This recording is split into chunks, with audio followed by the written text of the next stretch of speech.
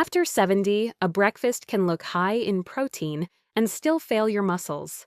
Not because you chose the wrong food, but because aging may make protein harder to break down, harder to absorb, and harder for muscle to respond to.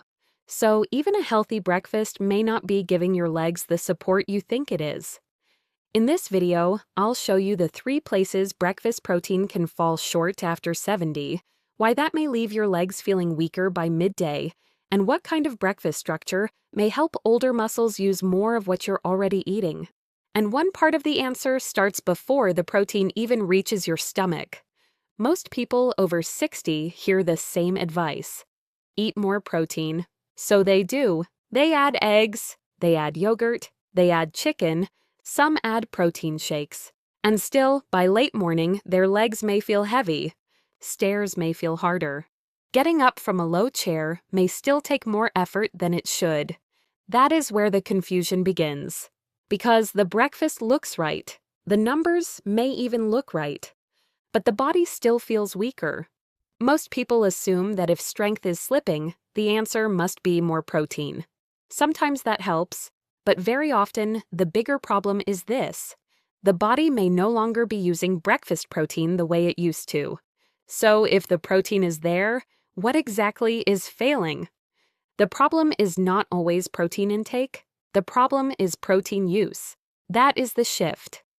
After 70, breakfast protein can fall short at 3 stages. First, breakdown. Second, absorption. Third, muscle response. Once you see that, the whole question changes. It is no longer just, how much protein is on the plate? It becomes, how much of that protein can the body actually turn into muscle support? Let's start with the first failure point. Failure point 1, breakdown. Failure point 2, absorption. Failure point 3, muscle response. The first failure point is breakdown. As we age, stomach acid may decline.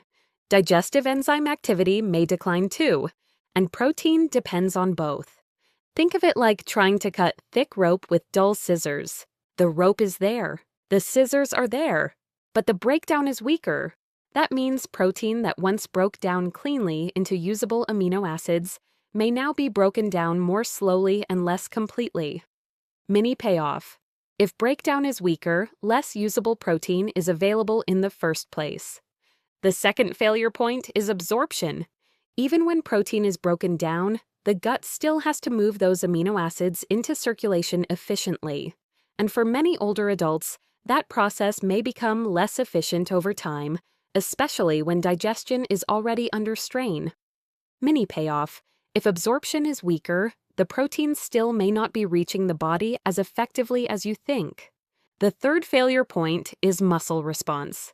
This is where anabolic resistance comes in. In simple terms, aging muscles may stop reacting to breakfast the way they did decades earlier. The same meal that once helped support muscle may now send only a weak signal. Mini payoff. And if muscle response is weaker, even delivered protein may not create the support you expect. That is why this matters so much. You can double the protein on your plate and still keep getting weaker if those 3 steps are not working well. That is why just eat more protein sounds logical and still often misses the real problem. But even that is not the whole story. Because breakfast can still underperform even when the food itself looks healthy. Why breakfast structure matters. One reason some Japanese-style breakfasts are interesting here is not just the protein itself, but the structure of the meal. For some older adults, that structure may create less digestive friction. That matters. Because older bodies often do not just need more protein, they may need a meal that is easier to work with. A Japanese-style breakfast often includes one moderate protein base, a warm fermented element like miso, smaller distributed components, and a calmer overall meal structure. For some older adults, that may help in 3 ways. First, fermented foods may support a gentler digestive environment for some people. Second, smaller distributed protein portions may be easier to tolerate than one heavy protein load all at once. Third, a calmer, less overloaded breakfast may simply give the body less to fight through before it can start using what matters. So the question stops being, how much protein is on the plate? And becomes, how much of it can the body actually work with? Once you ask that question, breakfast starts to look very different. So let's compare two mornings. On one table, eggs, toast, jam, coffee, maybe a large rushed breakfast that looks high in protein. On the other, a small portion of fish or tofu, miso soup, greens, rice, and tea. On paper, the first breakfast may even look stronger.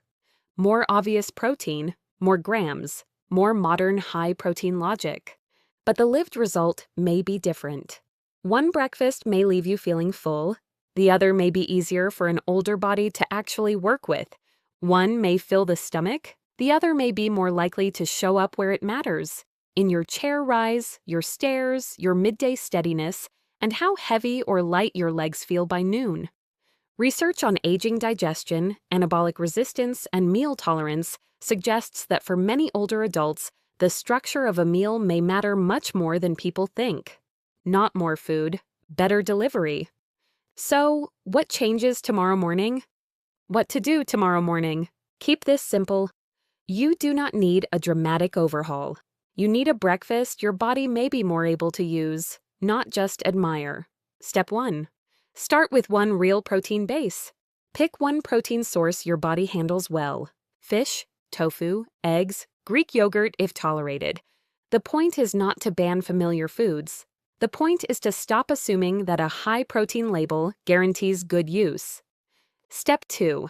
Add one gentle support element. For example, a small bowl of miso soup, kefir, plain yogurt, or another fermented food you tolerate well.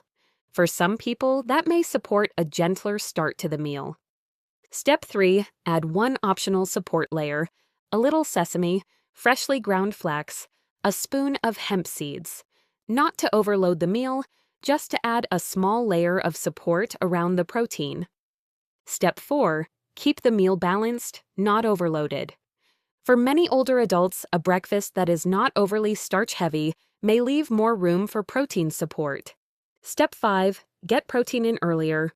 After an overnight fast, muscles are already in a mild breakdown state. Earlier protein may help more than pushing most of it to dinner. The goal is simple. Make your breakfast show up in your legs by noon. But before you add another egg or another shake, there is one mistake you need to see first. Mistake 1, more load, same weak system. People learn that protein use has declined, and they respond by adding more powder, more eggs, bigger portions, another shake. But if breakdown, absorption, and muscle response are already underperforming, more load does not automatically create more support. It often just creates more waste, more trucks, same broken delivery. Mistake 2, saving protein for dinner. Many seniors eat their biggest protein meal at night. But for many older adults, breakfast may be a more useful window to support recovery than waiting until dinner, especially after a long overnight fast. Mistake 3, judging breakfast by fullness, not function. A breakfast can feel satisfying and still fail your muscles. The real test is not how full breakfast feels at 8 a.m. It's how your legs feel at noon. How do the stairs feel? How does getting out of a chair feel? How steady do you feel on your feet? That is the real scorecard. And that brings us to the takeaway. So here's the takeaway. After 70, a breakfast can look high in protein and still underperform, not because the food is automatically bad, but because older bodies may struggle more with breaking protein down, absorbing it well, and turning it into a strong muscle response.